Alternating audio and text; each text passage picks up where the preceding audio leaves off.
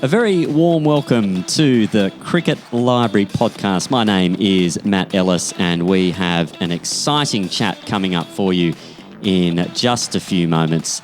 But before we do that, we will be reminding you to subscribe to the podcast on your favourite podcast provider. Plenty of them out there that you may be using: iTunes, Spotify, iHeartRadio, Stitcher, the Today's Tale website. They're just some of the places that you can find us and listen to the recent guests we've had. Guests like Leah Poulton, Graham Winter, Daryl Tuffy, Wayne Holdsworth. Plenty of interest out there in those episodes, and today's episode will hopefully be no different to that at all. We have a big one for you. This man played 47 first-class games, 158 catches and 7 stumpings, 2 first-class hundreds, both against his home state. Tim Ludeman is the man that we will be talking to. A man that you may remember from the player mic during the Big Bash, very popular on the player mic with his impersonations. And we're going to ask him about that and where his love of that skill came about. And that's an interesting one. We'll ask him about his passion for cricket and where that began, his transition into the first-class ranks at South Australia, playing with the likes of Graham Manu. We'll find out which bowlers he enjoyed keeping to the most as well. And don't forget our most important question coming at the very end of the interview. We'll find out the 3 people that Tim Ludeman would most like to have a net with. So without any further ado, it's time to sit back, relax and enjoy our 3rd episode for 2020, our chat with Tim Ludeman. And it's a very warm welcome to the Cricket Library podcast, Tim Ludeman. Thanks so much for joining us. Thanks, Matt. Thanks for having me. It's great to have you on the program, Tim, and you'd have a lot of fans out there from your work in the Big Bash and playing Sheffield Shield cricket for South Australia. But what we'd like to find out is how did your passion for cricket begin? Where did Tim Ludeman begin that love of the game?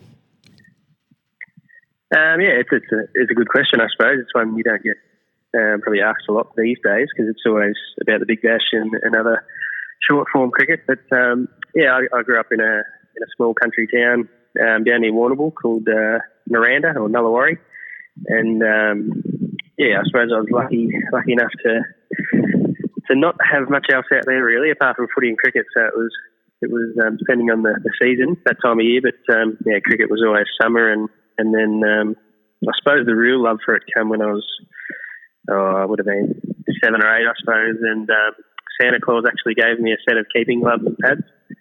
I'd obviously shown a bit of interest in it before that, but that sort of started it all off, I guess. So you were keen on the idea of having the keeping gloves on from right back then? Yeah, it's one of those things. I suppose I think my uncle used to be a wicketkeeper, so I suppose I watched him a little bit, and then sort of became more and more interested as I got older, and eventually got into it full time, which was nice. And so growing up in country Victoria, you mentioned the footy and the cricket being a big focal point of life there.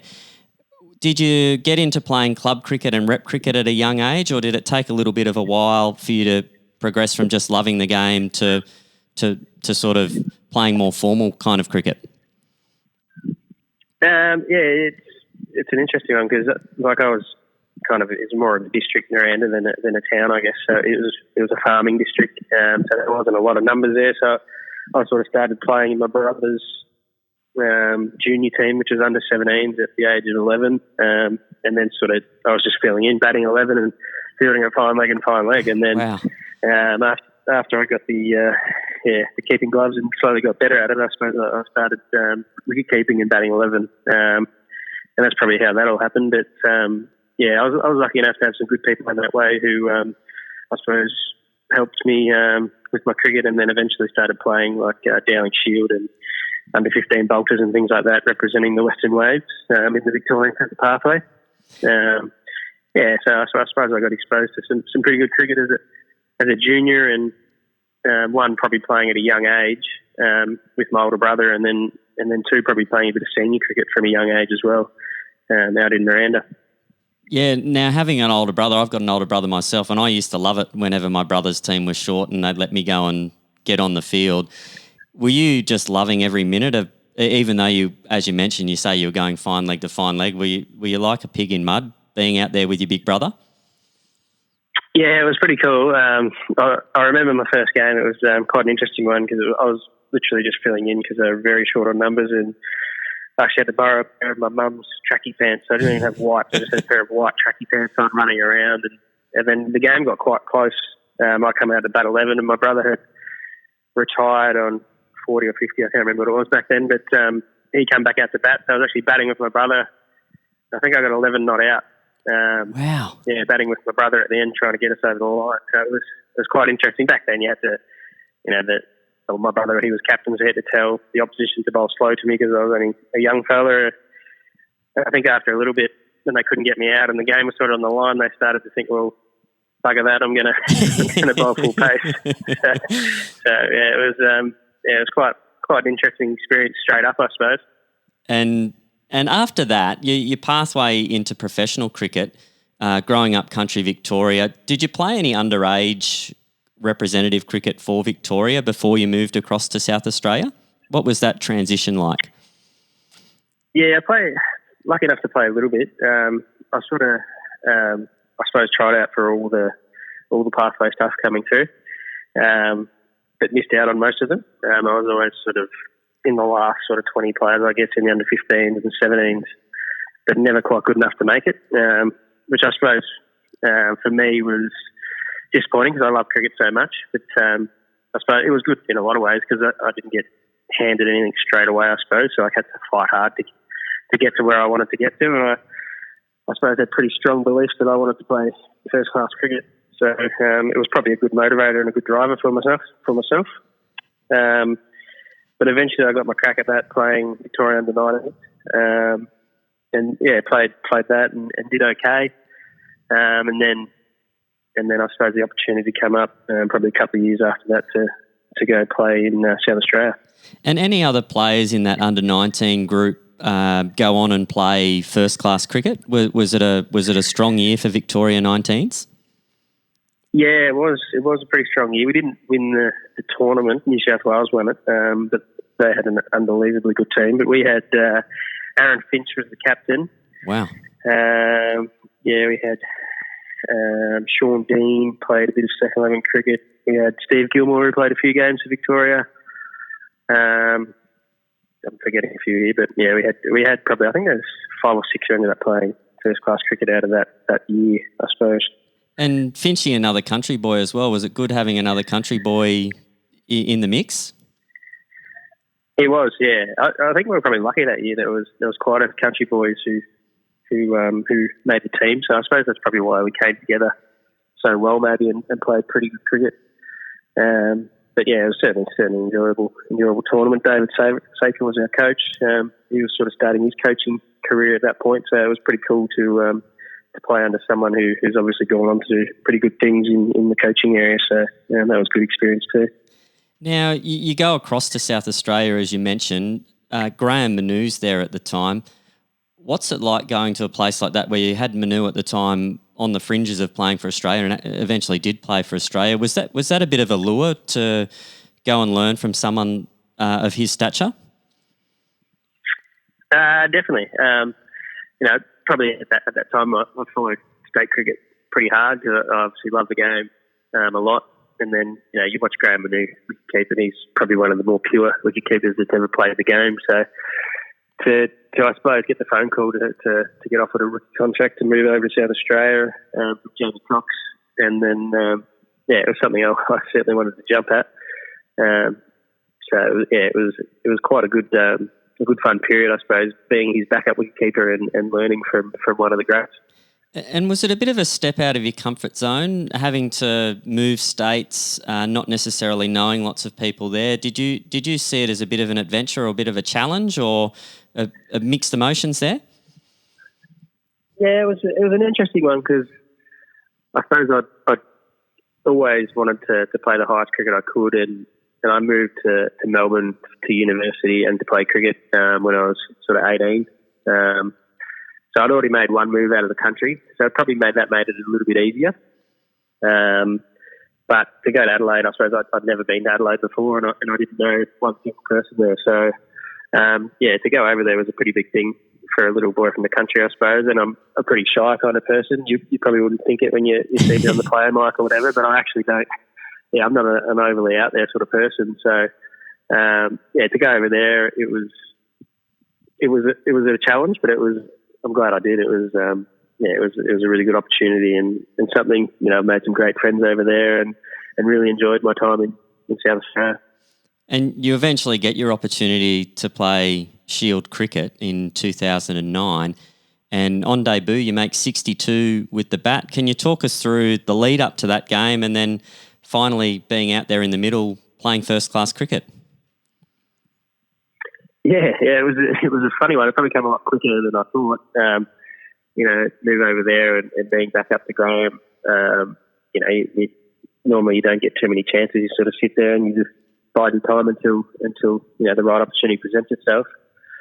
But I think it was about a third Shield game of the season. Or it might even been the second. It was quite early in the season anyway. And Graham got a call up to a one-day series in India to play for Australia. So he went over there and I think I played 2 or 3 Shield games in a row straight up, and the first one being against Victoria, which was quite good fun. And a bit of extra emotion playing against your home state. What is it like being a Victorian making your debut against Victoria?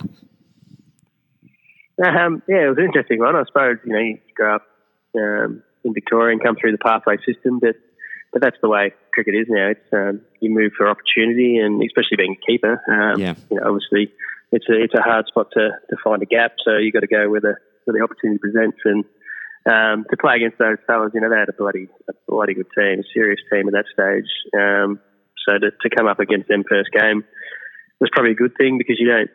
That's as tough as it's going to get. First class cricket with the hard nosed Victorians coming at you pretty hard because you've left your state. It was a pretty amazing experience and a good challenge. So there's a bit of chat out there from the boys. They made you feel nice and welcome. It was a bit of friendly banter. But, that's always part of cricket. It's always good. You get tested in a lot of ways, and that's just one of them. So really enjoyed my first game. I was quite nervous. I remember not being able to eat my breakfast that morning. I was putting it in my mouth, but I couldn't physically swallow. Wow. For whatever reason, I was just that shaken up and that nervous. So, that's all the noise of it. I suppose something that you put not a pressure on yourself, but train hard and work hard to get to the point. So you want to impress and make the most of it. And your time with the gloves, how did you find that? Was that less pressure than batting, or did you feel that the keeping you were more hard on yourself because you wanted to do a good job with the gloves? Keeping's probably always been a strong point, so it's something that's always come natural to me. I obviously worked hard at it and trained quite hard at it, but I never really focused or examined it or picked it to pieces like you do your batting, I guess. Yep. So it was probably something that just happens for me. You work hard during the week and you just go out and do your thing on a weekend or in the game. So it was quite good fun. But I remember my first, or would have been my first dismissal. Dan Christian was bowling and Anna McDonald was batting, and he nicked one on about 50, and I dove sort of full stretch and caught it one-handed low in front of first slip. Oh, wow. And looked up and it was a no ball. Oh. And Daniel Harris was first slip, and I remember him coming up and just patting me on the back and going, nice stop. So, quite funny. And then I didn't actually get my first dismissal until my second Shield game, about 60 overs in against Queensland. So I reckon I'd have to. I'm not sure, but I'd reckon I'd have to hold some sort of record for the longest amount of overs kept before your first dismissal. Would have been over 200 overs, I think, before I got my first dismissal. Might have to get the boffins onto that one to try and figure that one out. That's an incredible stat. And I was just going to ask you about your keeping. There's some great exponents of bowlers that would create opportunities for dismissals. 2012-13 was your best statistically, 45 catches and 2 stumpings that year. You had different bowlers that you've kept to, like Sayers, Putland, Nathan Lyon in his early days. You would have kept to him, Johan Botha, Sean Tate, a whole list of guys. Who did you feel you're most in the game with when you were keeping, or is there a couple of guys that you really thought, I'm a chance here? Yeah, I suppose from a quick bowler's point of view, the two that stand out are definitely Sayers and Putland, as you mentioned. Chad was unbelievable how skillful he was with the ball. It's hard to describe. People see the footage, but when you're in behind the stumps and you feel like something's going to happen every ball, even on a flat wicket, he's got an amazing amount of skill. And at his pace, you could always stand up to the stumps too. So wow, it was always good fun keeping to Chad. Gary was probably very unlucky in a lot of ways with his body. It probably cost him in the end, but he probably when he was up and about was one of the better left arm bowlers in the country. So probably disappointing from his point of view that his body let him down on a number of occasions. But when he was up and about, he was very, very good fun to keep to. And then I suppose from a spin point of view, as you said, a young Nathan Lyon when he was probably still learning the ropes, but he was just as good then as he is now. It was brilliant fun. And Adam Zampa as well. Did you have some time behind the sticks to him? Yes, I had a fair bit of time behind the stumps to Zamps. Obviously a quality bowler, especially in the white ball format. But his ability to change his pace and do little variances with his subtleties in his wrist was quite a credit to him, I suppose, for someone who's not naturally a big turner of the ball. He certainly could beat the batters in a lot of other ways. And Sean Tate, did you get to keep to him when he was fired up and bowling some serious wheels, or what was that experience like? It is quite an amazing experience. I probably caught him back end of his state career, played a few one days with him before he retired, but played a fair few games at the Strikers with him, and obviously the big crowd, and when Tatey's up and about, he certainly gets him through. So that was amazing fun. But it's weird because everyone thinks that he bowls so fast, but when he's bowling so fast, you're standing so far back, you sort of have to just control yourself a little bit. You don't want to start skipping across somewhere when the ball's just going past the batter, because it's still got another 30 yards to travel. So you've got to be really disciplined and hard on yourself not to get too carried away. But it's quite amazing. And on the batting front, 200s, both against Victoria, 100 not out where you stacked on the runs with Michael Klinger, and then another 100 against Victoria again later on where you would have had a bit of time in the middle with Cal Ferguson. Who are the guys you enjoyed batting with the most? That's a good question. I think those type of players are always fun to bat with because they make it look so easy. Anyone who takes the game, I love batting with people who took the game on. So batting with someone like Mark Cosgrove or even Johan Botha and myself, I think we had a few crucial partnerships when he was skipper. We seemed to just click and run together between the wickets quite well and things like that. But anytime you spend a long period at the crease, it's good fun. So I'm not too fussed who it's batting with. But certainly the guys who make it look easy, like your Fergusons and your Klingers, they're always great fun. Now we'll switch into short format cricket here. Really interested to know about your T20 debut. You actually make your debut at the Champions League tournament in India. Can you tell us a bit about that India experience? Yeah, it was early days, I suppose, when I'd moved to South Australia, and we were lucky enough to do well in the 2020 format, and Graham was wicket-keeping in that, but we went to 2 Champion Leagues. So the first one was in South Africa, And I was actually in the squad. I didn't play a game, but I was sort of a squad member, so that was a good experience. But then, the second year in India, Graham had retired, so I sort of stepped straight into it, and that was quite unbelievable. A boy from Naranda, sort of out in the sticks down near southwest Victoria in Warrnambool, and all of a sudden you're playing in Bangalore against Virat Kohli and these sort of guys. Was pretty amazing. And just the whole India experience, was that just mind-blowing? Yeah, it's sort of one of those things. You obviously learn and hear and read a lot about it, but then until you get there and actually see how much they love the game and just live and breathe it every hour of the day, it's quite amazing. It's an amazing place. Yeah, any chance you get to go to India, I would highly recommend it. I'd love to get back there at some point. And onto the Big Bash, the one that stands out in my mind, I remember clearly watching it. It must have been the first game of the season in Big Bash 4. Kevin Peterson's come to town. Everyone's excited about that. And you blast 92 not out off 44 balls against the Stars.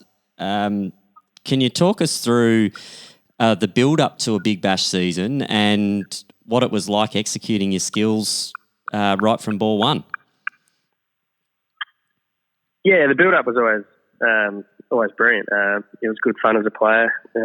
Any chance you get to play in front of a massive crowd, especially being a domestic competition, you want to be a part of that sort of stuff. And in the middle of the season, it broke up the Shield season quite nicely. So it was always an exciting time. But playing at Adelaide Oval with the Strikers was some very, very fond memories, just because the Adelaide people just loved it. They just bought into it from day one. And, the average crowds over there for a lot of years was probably close to 40,000 people. So to turn up, as I said, to a domestic comp and have that every game, knowing that there's going to be a big crowd there and plenty of noise and buzz, it's pretty special. And I was probably lucky enough that game to open up with Craig Simmons, who was a great fella and good fun to bat with, because he could give the ball a decent hit. And we seemed to click quite well, and that night it just sort of came off, I suppose. It's one of those things, you get going, and especially in 2020, you just run with it, you just keep going. So I was probably lucky enough to get on the end of the good side of it, but there's certainly the bad side of it as well. But on that night, it all worked. Yeah, 17 balls for a 50 and then 92 not out. Very impressive stuff indeed. And those two seasons, BBL 04-05, the Strikers probably the premier regular season team, minor premiers 2 years in a row. Any frustrations there that you didn't progress and win a title in one of those 2 years when you'd play so consistently well throughout both tournaments? Yeah, definitely. I think any time you go out there, you want to win, and you want to win titles, no doubt about that. Probably just unfortunate. You come across a good player on the different nights that can take the game away from you, and ultimately that's probably what happened on those occasions. As you said, we were definitely the best team across the tournament. But the thing with 2020 cricket is if one player has a day out, on that night, they can single-handedly win the game for them. And I vividly remember Usman Khawaja making 100 and taking it, ripping our heart out and taking it away from us in the semi at Adelaide Oval in one of those games. So, and that's just how cruel the game can be at times, but that's why we love it. Yeah. Yep. Yeah, and then moving to the Renegades, you moved to the Renegades for BBL 07. What brought that about? I just got delisted from the Strikers for whatever reason, which is fine. That's professional sport, and the Renegades gave me a lifeline, which is good, and I'm glad they did, because it was a good fun. And it was nice to go back to Victoria and play some cricket in your home state. Yeah, that was probably one of the little boxes I wanted to tick, I suppose, from a personal point of view, was play some professional cricket in my home state. So it was nice to get back and play in front of family and friends and things like that. That was quite nice, and I've actually moved back to Geelong. So I was living back here as well. So it was a really good experience. Did you get much time to see the likes of Sam Harper coming through? Was he there when you were there? Yeah, it was. I was lucky enough Cricket Victoria gave me an opportunity to be the wicket-keeping coach for a period of time, a couple of years. So I worked pretty closely with Harps and Gotchi with their Victorian and Sheffield Shield stuff in particular. Yep. So, yeah, I worked pretty closely with Sam throughout that period, and obviously at the Renegades as well. You must be really pleased to see someone like Gotchi get his first Sheffield Shield 100 and then back it up with another in the most recent game as well? Yeah, it was one of those things. Like, he's a very talented cricketer and always has been. So, the guys who see him on a daily basis and see him working hard and his club cricket performances and things like that, they know he's capable of doing that. So it was probably only a matter of time, and it has happened. And then once you sort of get the monkey off the back, you can as we've seen 2 in a row, it's pretty good going, and he's a man of many talents. So there's no reason why he can't make many more.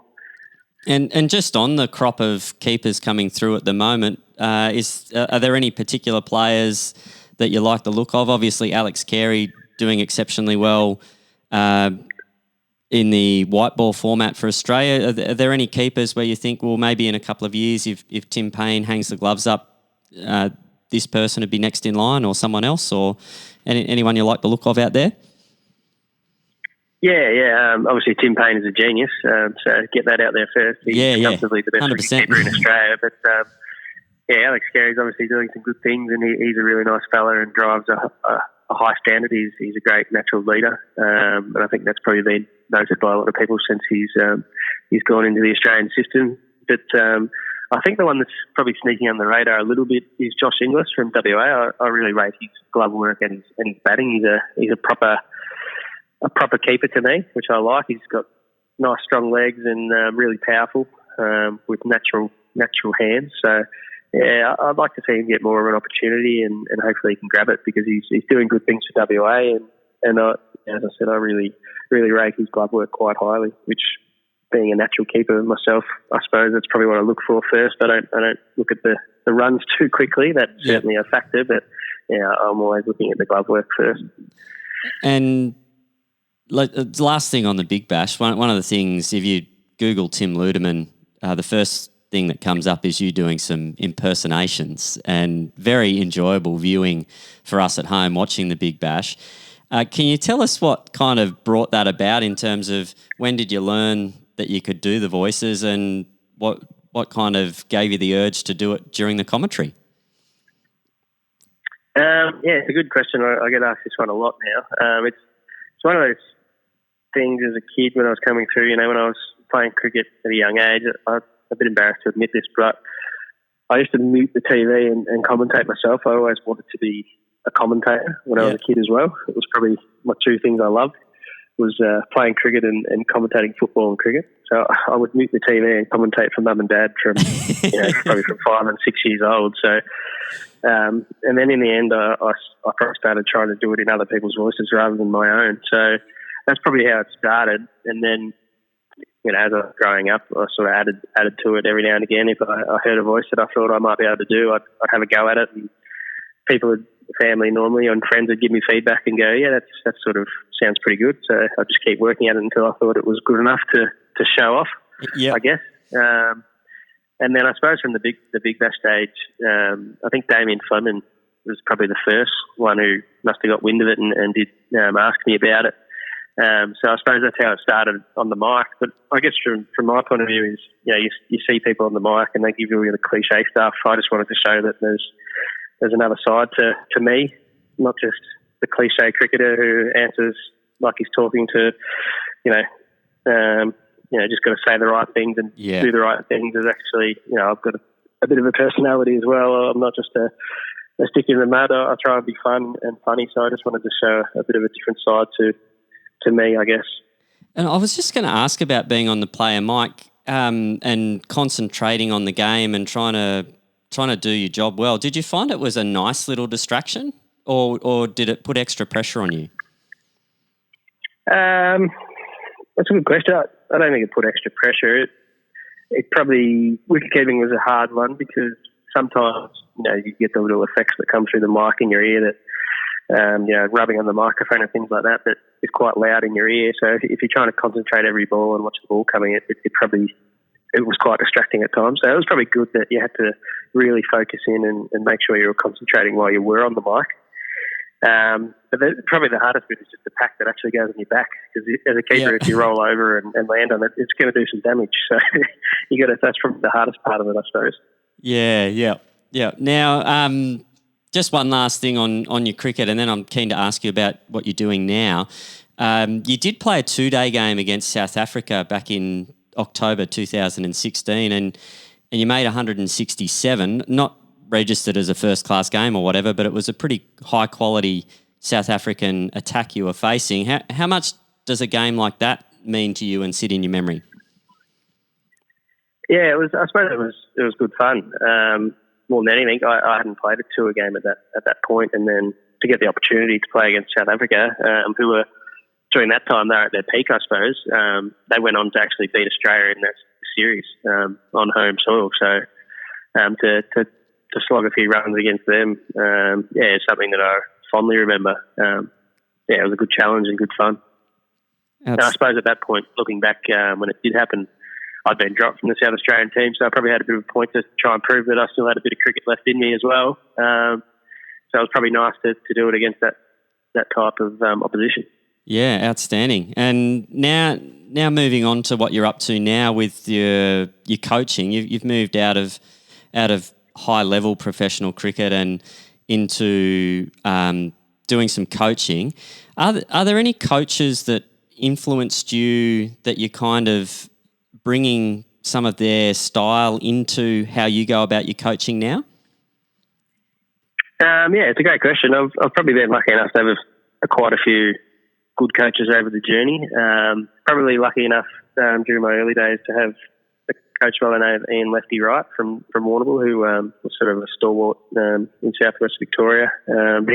He sort of took me under his wing and taught me the basics and fundamentals of cricket, in particular batting. So he was brilliant. I had Stephen Field, sort of in the Cricket Victoria pathway system, I suppose, who spent a lot of time and a lot of his own time helping me with my game, both keeping and batting. Yep. And then probably once I got higher, I was lucky enough to have Darren Berry at Carlton Cricket Club, and then later on again in South Australia, who is probably a big mentor of mine, especially from a friend point of view and from a wicket-keeping point of view. I learned a lot off Chuck. Yep. And the way he goes about his coaching and philosophies on cricket. And then probably more recently, when Andrew McDonald moved to South Australia to play, I knew of him and met him a few times, but I didn't really get to spend a lot of time with him, I suppose, in Victoria. So he sort of moved over to South Australia, and I got along really well with him, and actually lived with him in South Australia for a bit of time. And probably what I learned off him, and probably no surprise now he's doing so well, is probably the most I've learnt in a period of time, a short period of time in cricket. His knowledge of reading people and understanding the game from a strategy point of view, and the emotion and the challenges that come with modern day cricket. I think he gets his head around that really well. So to learn off him has been pretty special, I suppose, especially from my coaching development point of view. And where do you see yourself heading? Do you have aspirations to move into full-time professional coaching, or what's life like for you at the moment? It's a good question. So this year I've actually coached the Geelong Cricket Club in the Victorian Premier Cricket comp, which has been great fun. We're really lucky in Geelong. We've got great facilities and a great bunch of people, and it's sort of that country town feel, I suppose.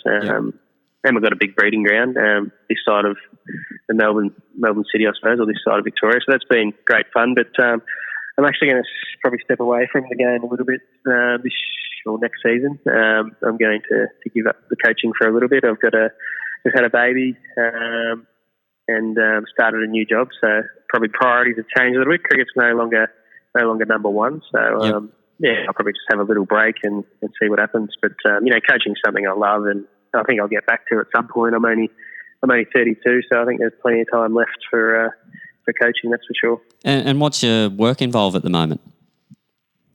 I'm working with Ritchie Brothers Auctioneers, which is it's a Canadian heavy haulage earth-moving type company. So it's been a bit of an eye-opener to get outside your natural or what you know, I suppose, cricket. So to be dealing with big machines and dealing with that industry, it's been really good fun. Actually, it's been a pleasant change.